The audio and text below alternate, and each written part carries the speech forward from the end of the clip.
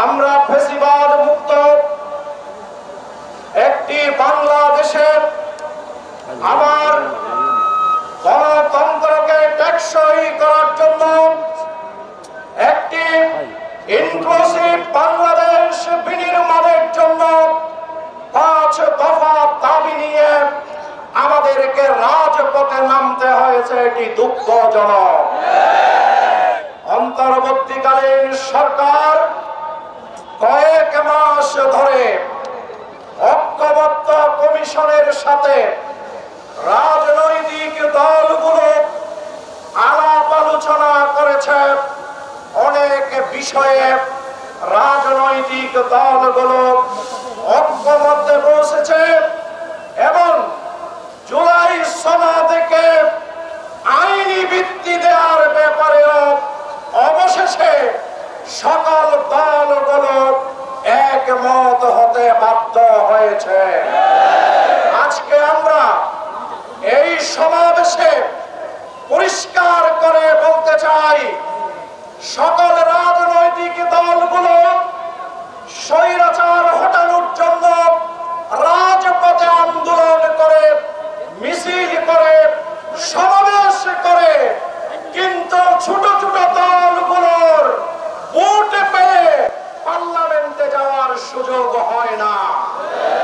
আজকের যে পিয়ার পদ্ধতি, যারা রাজপথে রক্ত দিয়েছে স্বৈরাচারের বিরুদ্ধে, ফ্যাসিবাদ হটানোর জন্য পিয়ার পদ্ধতিতে যদি নির্বাচন করা হয়, বাংলাদেশের সকল ছোট বড় অধিকাংশ রাজনৈতিক দলের এমপি হয়ে পার্লামেন্টে প্রতিনিধিত্ব করবার সুযোগ তৈরি হবে।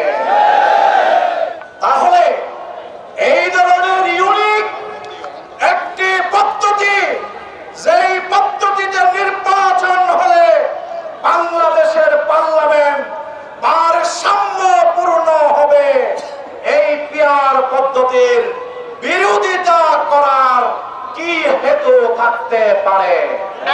আজকে এই পিয়ার পদ্ধতি শুধুমাত্র জামাত ইসলামীর দাবি নয়, এই পিয়ার পদ্ধতি বাংলাদেশের কোটি কোটি ভোটার এবং জনগণের দাবি।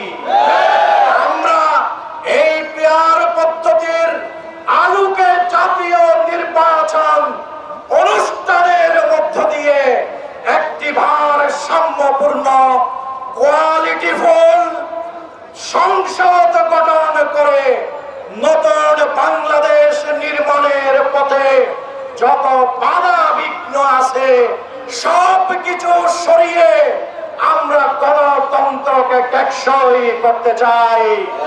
রাজনীতির দুর্বৃত্তায়নের সংস্কৃতি থেকে আমরা ইতিবাচক দেশ গড়ার রাজনীতির প্রবর্তন করতে চাই।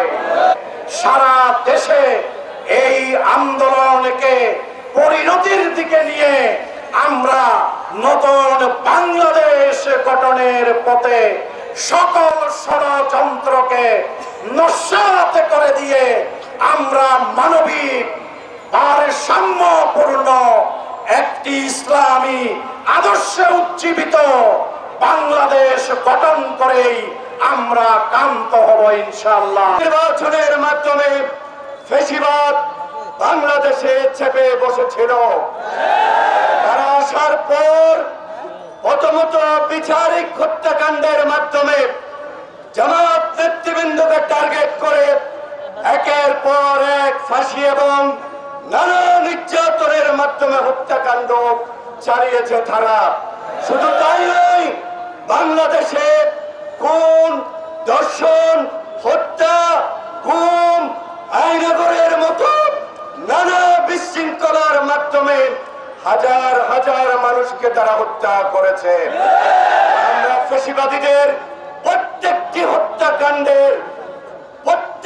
হত্যাকাণ্ডের তদন্তপূর্বক বিচার করার জোর দাবি জানাচ্ছি। রক্ত দিতে রাজি আছে। আমরা আগামী দিনে এই সনদ বাস্তবায়নের জন্য আমরা আমাদের যে কোনো পদে আমাদের